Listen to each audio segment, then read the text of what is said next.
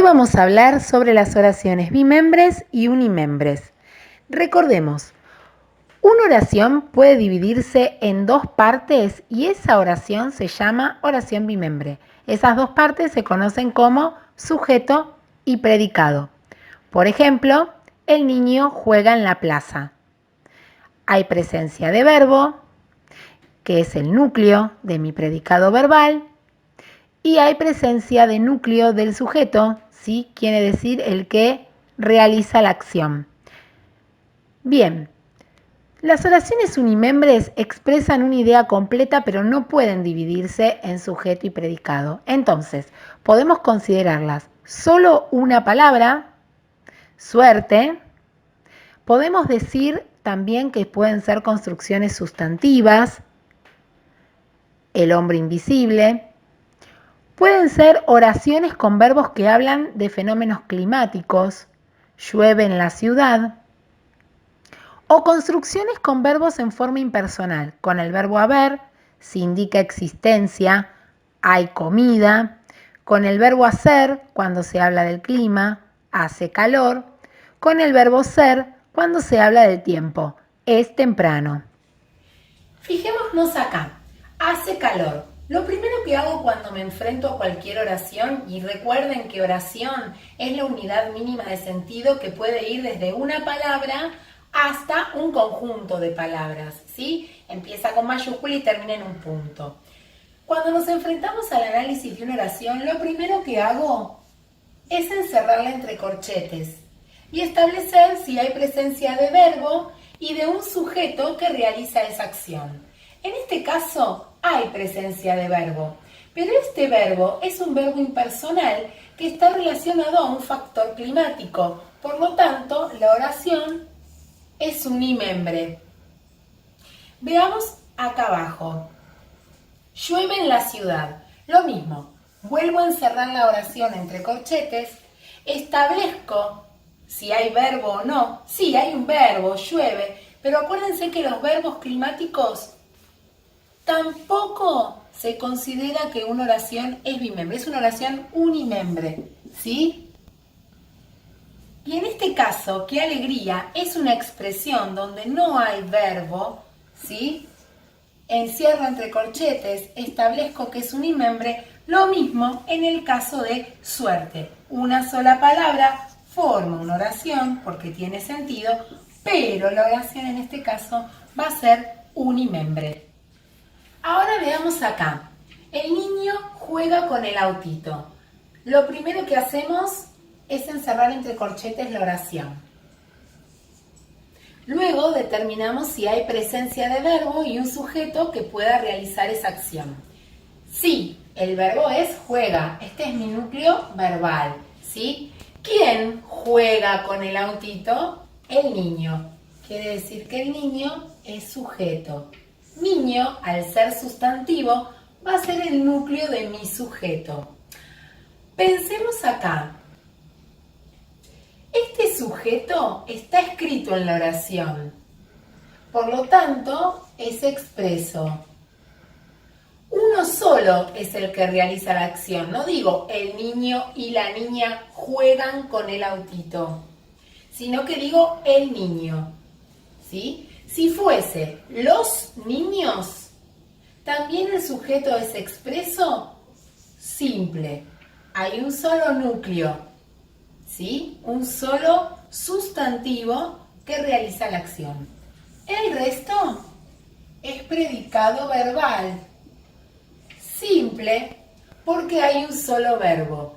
La oración es entonces bimembre. Analicemos la segunda. Los alumnos y los profesores realizan su trabajo por internet. Entonces pongo corchetes. ¿Sí? Determinemos si hay un verbo y sujeto que realiza la acción.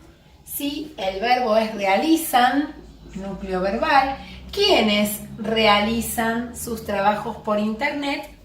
Los alumnos y los profesores. Los dos sustantivos los marco. Son núcleos. ¿Sí? Quiere decir que los alumnos y los profesores son sujeto. Está expreso porque está escrito en la oración, están presentes. Y es compuesto porque hay dos sujetos, ¿sí?, que responden al verbo, a la acción. El resto es predicado verbal. Simple porque hay una sola acción que realizar, un solo verbo escrito.